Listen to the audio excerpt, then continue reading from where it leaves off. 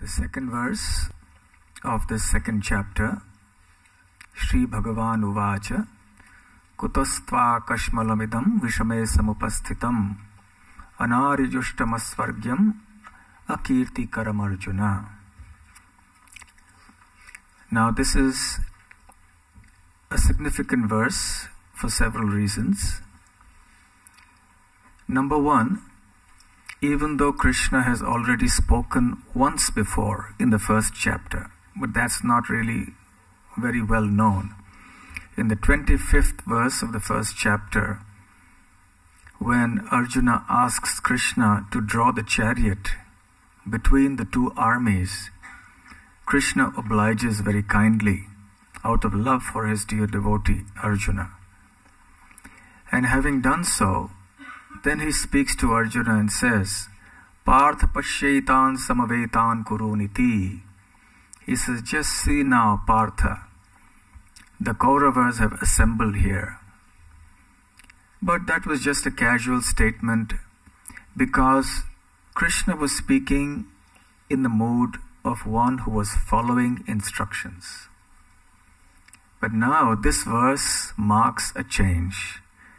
When Krishna speaks this verse, it is significant because he speaks with a different attitude.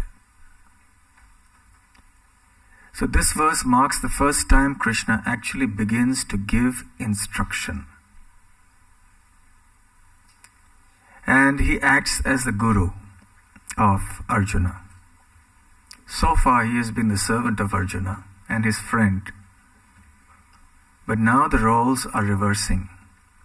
And Krishna starts telling Arjuna, actually, this is not befitting you. Where from have these impurities, or from where has this illusion come upon you? Idam kashmalam. Vishame samupasthitam. Samupasthitam means arrived. Where have these impurities arrived in your heart? Tva. Vishame, at this hour of crisis. Anaryajustam, it is not befitting a person of spiritual culture like you. It doesn't lead to the higher planets in the next life, and rather it will bring infamy. So first and foremost, this is the first time that Krishna actually begins speaking. Number two, he takes on the role of a superior or a guru, and a guru or a superior sometimes has to admonish the dependent for the benefit of the dependent, inasmuch as a parent has to admonish a child sometimes, or the spiritual master has to admonish the disciple sometimes. So Krishna is playing that role now. He has directly become the guru of Arjuna. And he says, how is it you are speaking like this? Like an uninvited, unwanted guest who suddenly pops up at our place. He has these unwanted desires come into the heart, these illusions come into the heart. Okay, so Arjuna, you are an Aryan. How come all this has come upon you? This is not befitting you.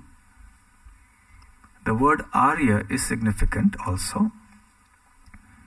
It has been made popular, or shall I say unpopular, by Adolf Hitler.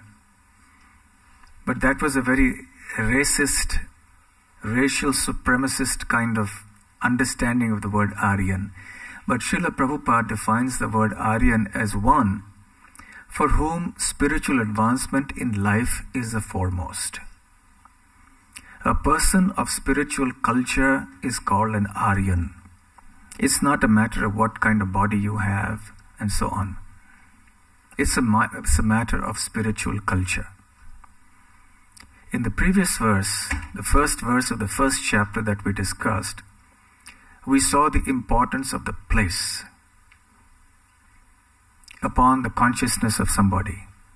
So when we come here to the temple, then yes, we see the impact that the place has on our state of mind.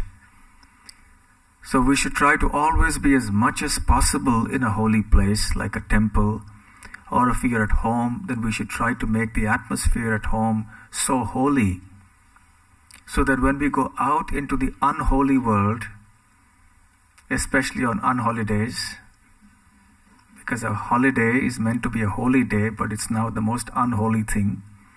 People do the most unholy things on the holy days. So that atmosphere that pertains to a location is very important. Then also there is something called time apart from location.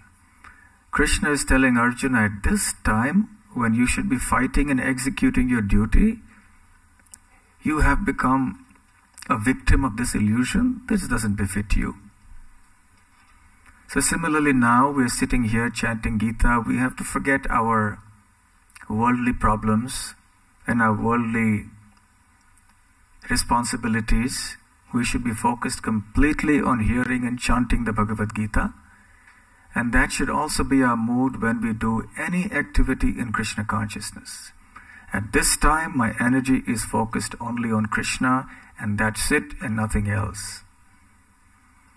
And there's a third factor, which is person, Desha Kala Patra. So Krishna has told Arjuna that you are an Aryan. You shouldn't be thinking like this. So similarly, we should also think, I'm a human being. I'm meant to be an Aryan. So how is it that I am becoming a victim of illusion?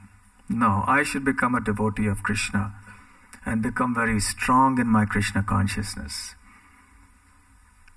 So Arjuna is now going to submit himself to the lotus feet of Krishna for instruction, so that he may be relieved of the despondency and confusion that arises from illusion.